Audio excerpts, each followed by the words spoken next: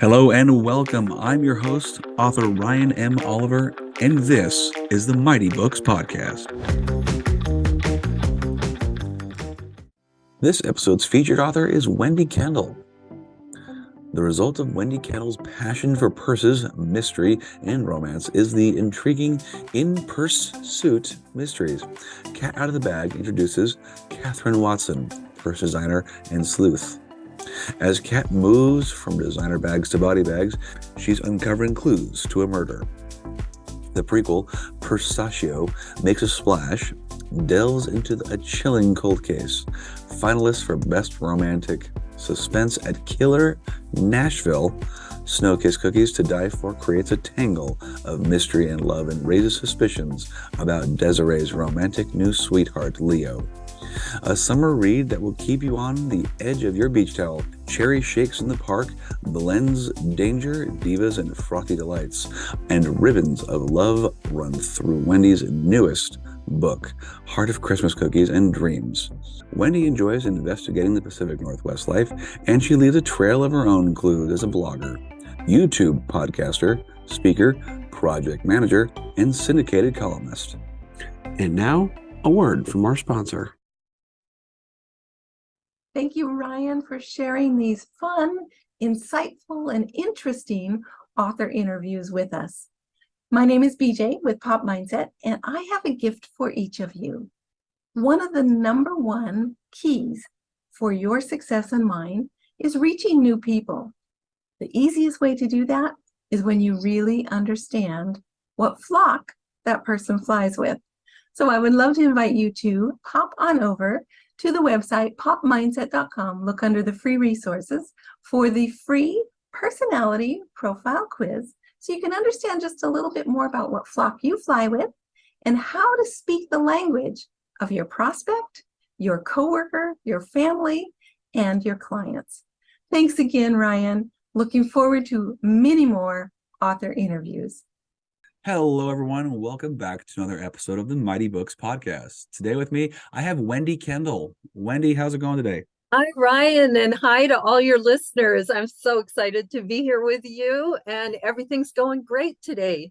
That is excellent.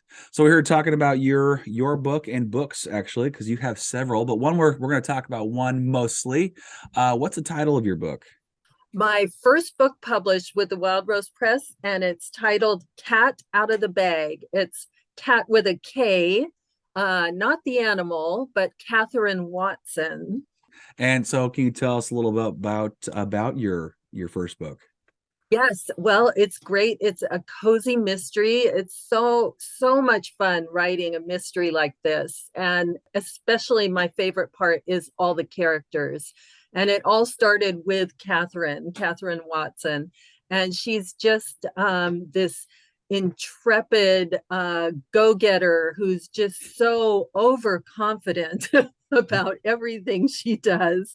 And so that trips her up every once in a while. And that can be pretty amusing. But she is my amateur sleuth. And she is also a purse designer, because I not only have a passion for mysteries, but I love purses and fashion. And as a purse designer, she is so much attention to detail. So that's great for picking up clues. And also, she has developed this innate understanding of what people carry, how that's a reflection of their personality. So that can also show through some motives and interesting personality things. So yeah, so I love Catherine Watson. My other characters are so much fun too. The thing about the purses is it's such a female thing. So I have, I have not entirely, but to a certain extent. So I have generations of women. I've got Catherine's mother, Moon Java. She, Catherine calls her, yes, Catherine calls her MJ because they are such polar opposites. She's a real flower child, free spirit, Moon Java. She comes and goes as she pleases. And does all these meditations to inspire people. So she is a lot of fun when she gets caught up in some of the clues and investigations.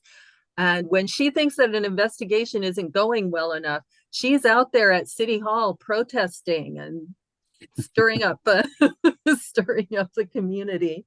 Okay. And then there's also Catherine's grandmother, Pam, who's just a fun character. But not only do we go with the older ages, but I also have the young generation. Amber is my gift shop person. She's a college student, and she and her friends are great on subplots. So have a lot of fun with that. And I've got a little romance in the intrigue as well. Catherine's very interested as she crosses wits with Jason Holmes. He is the cop on the beat, and he has a canine partner named Hobbs, who's great, especially in contrast to Catherine's pet stray that she adopted, a cat named Purrata. Okay, So probably it was a fun book to start with. I really enjoyed writing it, and takes place in the fictional community of Bayside, Washington, where Catherine ended up having to relocate from her Rodeo Drive headquarters in Los Angeles. So that's been a challenge for her too. Okay. Now, I've at least noticed, I read the first chapter and your bio and everything. So is this kind of since the mystery, it seems like there's a little nod to Sherlock Holmes, because Catherine Watson and then Jason Holmes, was that on purpose? That was definitely on purpose. Yes. Okay. I had to ask. I'm like, this looks, it can't just be a coincidence. but it works out. Now, how long did it take you to write this one? This specific book, it took me just about 6 years to put this one together. The first one, I had a lot of learning to do on how to write a book. It takes a lot to write a book. My first one took me 15 years. So just a lot of putting down and picking up every year or two. So, it's a really inefficient way to write a book. Now we've streamlined. I think after a while we've streamlined. And you have too. I mean, I've looked at your huge collection already. I think you've got like what, 5? You have 5 books published, yes? 4, 5? I do. I have 5 books published. Okay. And the surprising thing about this series is I thought that the series would just be the Catherine Watson series, the In Pursuit Mysteries. But really, what has been so curious and fun is how the community of Bayside has really come to life through these books. And it's almost become a Bayside mysteries series now. With the rest of the community, the characters are so fun to write in this, sort of small suburban town just outside of Seattle. Yeah, so that's been great. And all of my books are published and distributed by the Wild Rose Press as my publisher. I had some really exciting news about, in particular, Cat Out of the Bag.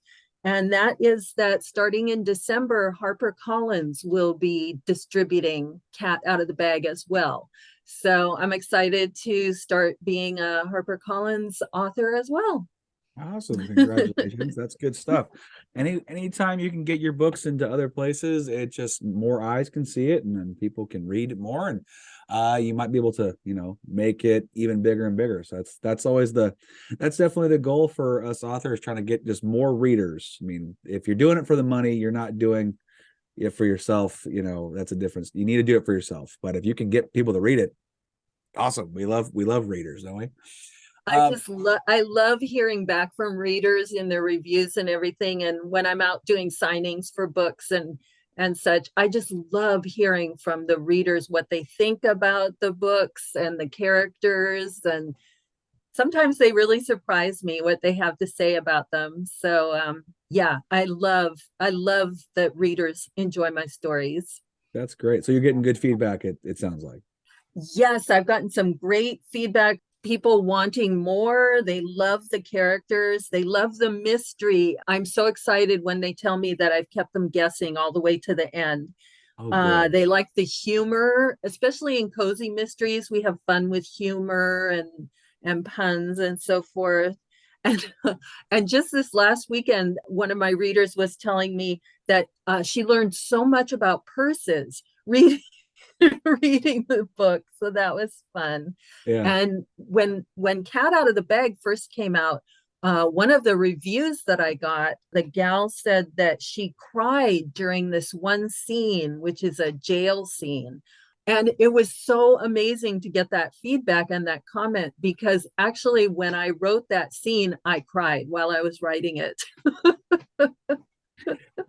I hear there is some phrase I heard: if there's no tears in the author's eyes when you write it, there will be no tears in the reader's eyes when they read it. Something to that effect. You know, you're pulling the emotion out, and hopefully it translates. Apparently it did. So at least for one person. That's awesome though. I always love that when you make someone cry that at least you know of, and they call you, you made me cry. I don't like you right now. It's like, well, that's good feedback. That's great feedback. So now it's a mystery, and you can't. I mean, I don't know what you do for a living other than being an author, but I mean, do you have to do a lot of research for these books, or how did that process go for you? Yes, I have done a lot of research. I'm not a purse designer myself, so I've done some research into the purses and that industry. And although it just sort of skims the surface in the mystery itself, it really adds to it, especially with the clues and the people talking and gossiping in the town and so forth. And really, the concept for Cat Out of the Bag really came together for me when I discovered that there are 3 purse museums in the world. And one of them is in Little Rock, Arkansas. So of course, I went and met the staff there, and Anita Davis, who runs that purse museum. She's a really an amazing woman, and yeah, I would recommend this museum as a fun vacation place for anybody. I learned so much there, and really what she's done is she has these exhibits of purses, but it's not just the purses, but the stories of the women behind this purse collection and Mhm. how these purses change over the decades based on what women are doing. And like maybe they started out in the 1920s as these just little small purses, shiny, Sure. almost like jewelry accessories. And nowadays people have, well, not nowadays. Nowadays people are going back to smaller purses and wristlets and so forth so often. But Sure. there was a time when working women, were carrying the big purses, the big messenger bags and so forth, because they'd gone from home for the whole day and often into the evening. And so it really, the purse history, it's amazing how much it shows and tells. You can use them as tools to talk about women's history. And so that's what Catherine Watson does. She's stuck up in Bayside taking care of her grandmother, away from her Rodeo Drive, and she can still run her dynasty from there, but Yeah. she's stuck up in Bayside, and she thinks, maybe I'll do what I've always wanted to do and open a purse museum. And at the purse museum, people will learn women's history. And it's at the gala opening of the purse museum where the mayor of Bayside is found murdered. So, of course, Catherine is compelled to investigate. Well, of course, you can't have a mystery, murder mystery without a murder and someone getting curious, especially the main character. So now for the actual murder mystery, that portion, did you have to do research for that? Like any, forensic stuff, or just how police investigate, or how did you, evidence handling? Did you have to do any research in that?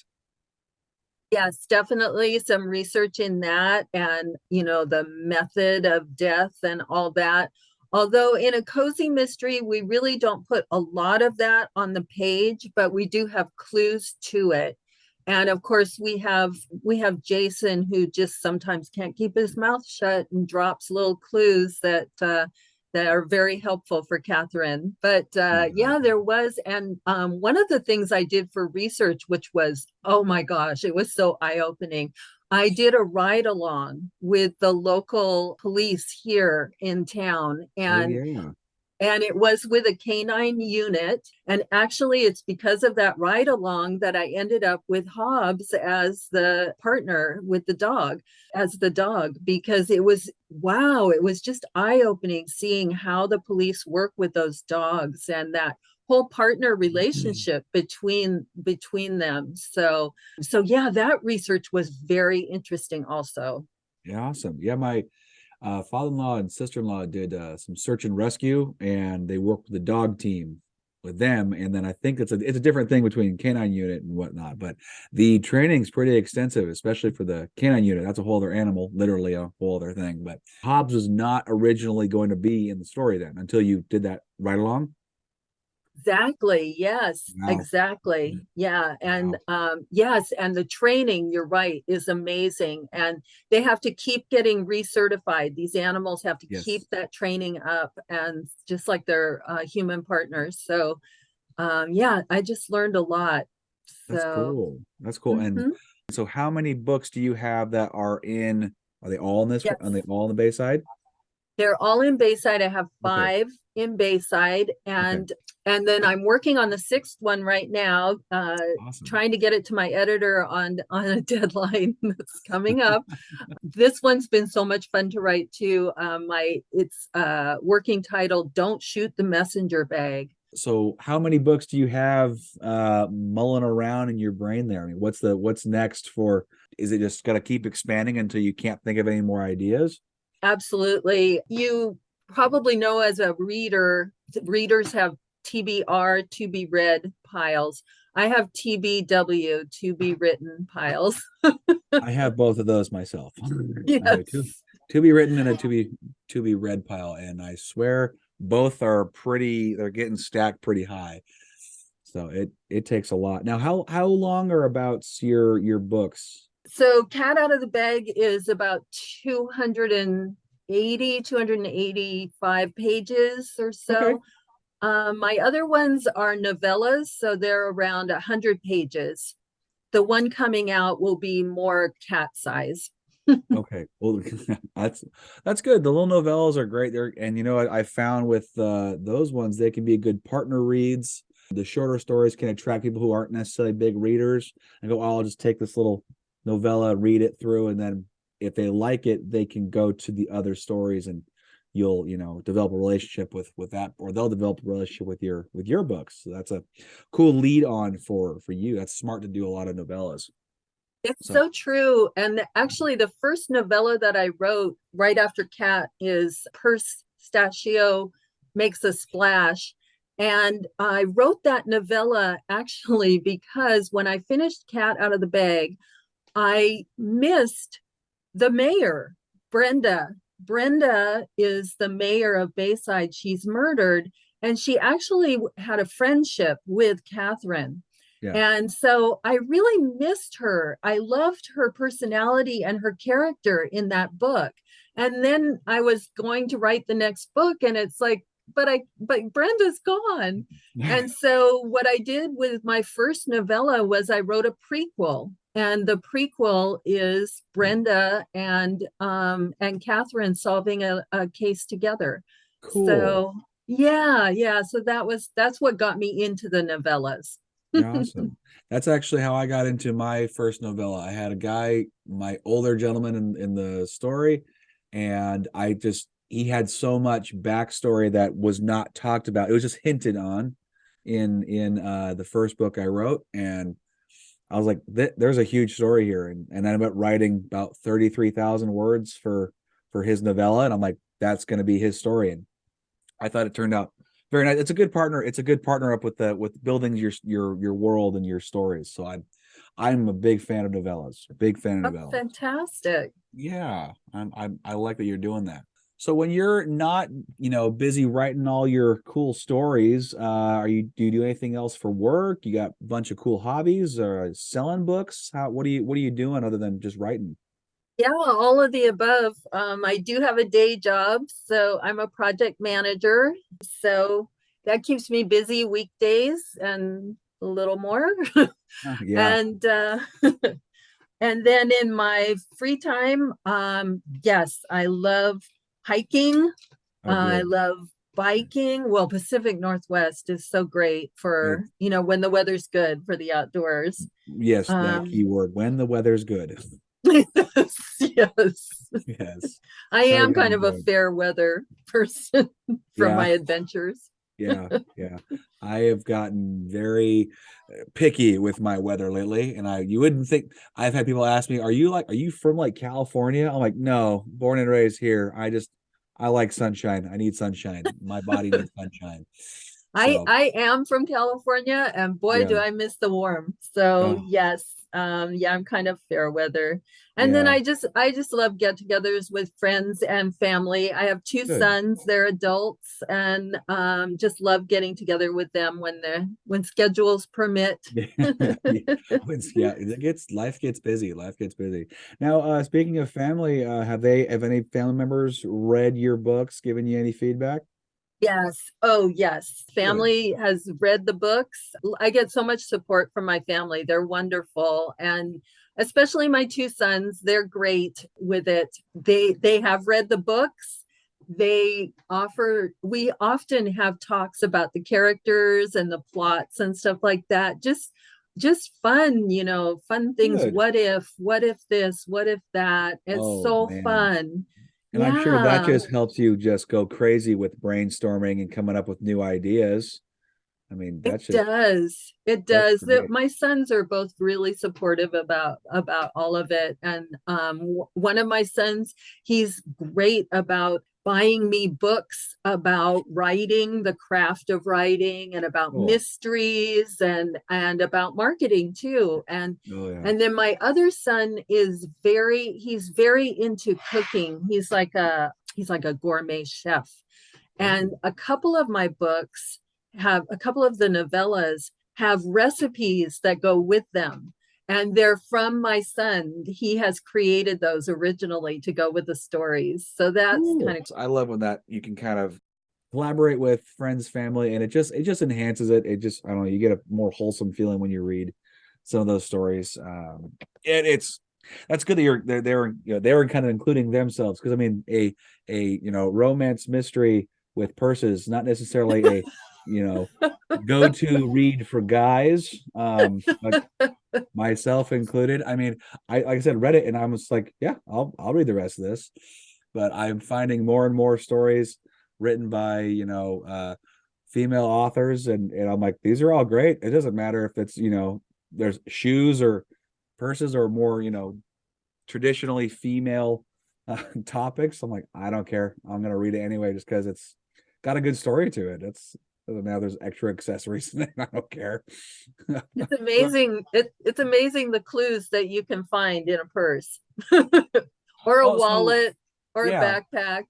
yeah, yeah. Well, so to add with that, the pieces you were talking about in someone's bag or on their person, did you do you have like look up personality things like certain items for certain people could mean this or that? I mean, did you read that with like certain mystery novels or the books your son gets you on mysteries? Like, did you learn through kind of putting the puzzle together that way? I mean, how does that work for building the mystery?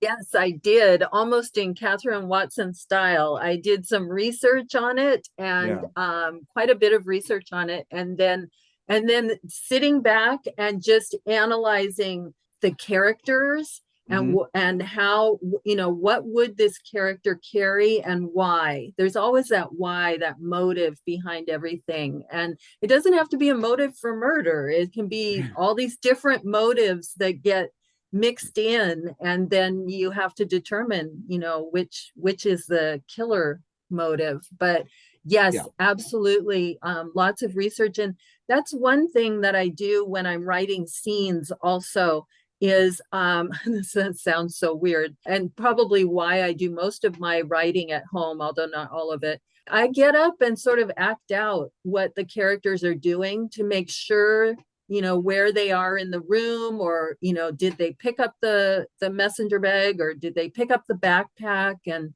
was it open when they picked it up or not, so that Catherine could see inside. I feel like actors who turn into authors have a huge advantage because they know how to do that, place those scenes and place characters. You bring up a very good point. I had a few fight scenes in my novels, and I've done fighting in the martial arts and sparring and that kind of stuff in the past. But it's different to remember to actually do things instinctually, and it's not a thing to like consciously write down what happens next. Sometimes we just act on impulse and do. I mean, even just as simple as, like you said, picking up a bag to see what's inside of it. How did your body react to that? Where does your hand go? How does your foot place? Are you sitting down? Are you standing up? You're not crazy, because I do it too. Getting up out of my chair and actually like wrestle with myself. It sounds really strange, but like, okay, if his arm's here now, he's got to land a blow like this. Okay, cool. So, I mean, what you're doing is, in my opinion, perfectly normal. I don't know other way to approach a story like that or a scene like that, other than to literally act it out and then take notes as you go. It's totally natural, at least in my way. Well, that's good. We agree on that. I'm glad to hear. Oh, yeah. I'm not the only one. No, I've heard it from other folks too, and even those like another guy who is an avid, I think he was a martial artist and quite the fighters. Looked a lot around and done a lot of research, and he says he still has to get up and act out things and scenes. And it's just a lot of people who have action or potentially more action-packed scenes. I think you got to move. You don't know how to move, you can't translate that to the paper. So it makes perfect sense to me. So here's another one question I have for you. Your mysteries, can they stand on their own, or do you need to read them in some kind of order? No, you absolutely do not have to read them in any kind of order. Okay. You can pick up at any point, because really the focus has become about Bayside and Bayside's community. So Right. you can pick it up at any point and you won't feel lost at all. That's really the way to go, I think, for a lot of those, especially for mysteries. If you have it too far intertwined, sometimes you don't have people who find your books in order 1, 2, 3, 4, 5, 6, or however you do it. So it's better to just, they picked up book 3, but they're not, they could travel along with it and enjoy it. And then they'll start from the beginning, of course, and then all of a sudden you have a reader who follows you, which is excellent. Well, in so many of my novellas too, Catherine makes an appearance, but it's really about the other characters that live in Bayside, in the community of Bayside, and the mysteries that they're going through. And so Catherine will make an appearance or a Cool. few appearances throughout the novella. Jason, same thing, because he's on the police, so he might make appearance in the investigation, and also other characters in the community of Bayside will occur in the different novellas as well. So they repeat. So they're all kind of stars of their own stories. So that's really fun about it. So that's a big reason why you can just pick up any of them at any point. Good. So you already kind of have a feeling. You've already read this one. You already have a feeling of who this person is and their attitude and their, maybe belief system or whatever, how they are, how they approach certain situations by the time you've read one book, and now it's going to hold true for the other ones as well. So no one's surprised. That's Just good. reinforces it. Yep. Yeah, no, that's excellent. Now, when you are working on a project, as you are, do you only work on that project, or do you move around, or do you read other books while you're working on your project? Again, all of the above. Okay. Last year was a really productive year. I had 2 of my novellas release. Wow. And during the year, so I was doing editing, working with my editor, working with the artist on the covers and all that stuff. So I was working on both of those during the year, and at the same time working on this book 6 in the writing stages. So yeah, working on different books in different stages. It's Wow. actually kind of funny right now to just be working on the one book to finish it off and get it sent into the editor. Yeah, and then reading other books, I'm constantly doing that. Yes, I also am a podcaster, so I've got a couple Okay. of yeah, I've got a couple of different YouTube podcasts and they interview authors and I always read their books. And then I do book reviews. I also have a book review column in the local online news. And Oh, cool. so I'm doing book review columns too. So I'm constantly reading. I learned so much from other authors and really, I focus on mysteries, but also I read all genres because you can learn from all kinds of different writing and Oh, yeah. apply it to your own writing. So, yeah, I love reading anyways. I always have. I had that same philosophy. This I would say I've said it before, I'll say it again. This podcast has definitely opened my eyes to a lot of variety. I was sticking to, one or two small genres, whatever. And now that I've started meeting more people, especially a lot of local folks, which is pretty cool, and reading their work that I would never have picked up normally, it has definitely taught me a thing or two about a lot of things and maybe how to approach scenes or how to look at difficulties or just enjoy the writing process a little more or the editing process, the whole process. It's a huge undertaking to write a book or a series. So I've really enjoyed diving into so many different people's works. For any budding authors, writers who are looking to publish, do you have any suggestions for them? About publishing, don't be shy. So many authors are shy. And also, They are. um, so many authors, they never feel like it's ready. It's not ready to be sent for other people to see or review. It's not perfect yet. I want it to be perfect before I send it out. And really, it's never going to be perfect. Just realize that. And that has nothing to do with your writing. It's Right. because readers approach books when they're reading them differently. So that is also true of editors and agents and publishers. So it'll never be perfect, but it will reach a point where it's ready. Yeah. And when it's ready, you need to pitch it and you need to send it to folks. So and probably the biggest advice is just to know that you can do it. If you want to, you can do this. You can write, you can be an author. I know you can do it. Yeah. And just immerse yourself in the writing community because I have never met or been part of any community that is as inclusive as the writers. They're fantastic and they really want to support and help everybody who's interested in doing this. Yep. So, yeah. I totally agree. All that is 100% true. I have not met a person who has been an author who has been rude or unsupporting, and they all have gone through it. They've been immersed in it and going, "Wow, this is hard." And learning a lot of skills you learn when you're writing a book and publishing a book. So it's amazing the community. It's huge. Like I never thought it was this big until I started dipping my toe in it and asking questions and doing the podcast, especially has opened my eyes. There's just thousands and thousands of people who are writing stories and getting them out there. So Yes. if you're around and you have questions, there are resources and there are people who will happily help you get your books going. So Absolutely. including Absolutely. including Wendy here. I'm sure she'd love to Yes. talk more. Yes. Yes, I do too. I love talking about how to get your book out there.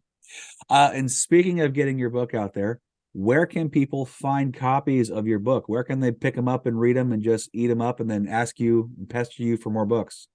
Yes. Well, probably the best thing is to look online. My books are really easily found online, Amazon and Barnes and Noble, and just all the online retailers. My books are there, and you can also see me at my website, wendywritesbooks.com, and then it is on bookshelves too. On my book, not all of my books are paperback. Some of them are only ebooks, so that's why usually take people to the online first, but I do have my other books on some, especially in the Seattle area, bookshelves. And then starting in December, you should be seeing a lot more of Cat Out of the Bag all over the place with HarperCollins distributions. So it will definitely be on a lot of bookshelves then. That's super exciting. Congratulations again on that, by the way. Thank you. You're welcome. Well, Wendy, thank you so much for taking time out of your busy writing schedule. I mean, you're just knocking it out and, doing great things. So I really hope you continue that. And I'll offer this. I always offer this up to authors when you get more books out and you want to talk more about your series. Another interview is in the works. So I will never not do interviews with people who are producing more and more books. Thank you so much, Ryan. And I'm so excited about your books and this podcast. I love listening to the episodes. You've had some wonderful interviews. So thank you for doing that too. Yeah, my pleasure. And I love that I'm getting good feedback. This is great. So it's starting to reach out to more people, and it's exciting because it's a lot of work, and it's nice to see, bearing fruit, and people are learning and getting more experience and more reads and connecting with more people. That's the whole point of this thing. So again, thank you very much for coming onto the show. Thank you. All right, guys. I hope you had a great time listening. I know I had a great time conducting the interview. Wendy, sounds like you had a good time. Definitely had a great time. Thank you to all the listeners. Yes. Thank you, all listeners. And please remember to share this, like it, comment on it. That just helps with getting it out there to everybody. So once again, everyone have a great day. And remember to stay mighty and keep reading. Are you an author? Do you know someone who is? If so, then message me, Ryan Oliver, at ryanmoliver.com to set up a free appointment to discuss being showcased on the Mighty Books podcast. If you enjoyed this episode, make sure to subscribe to the Mighty Books YouTube channel and share the link to this and more episodes with your friends and family. Thanks for listening. So long for now. Stay mighty and keep reading.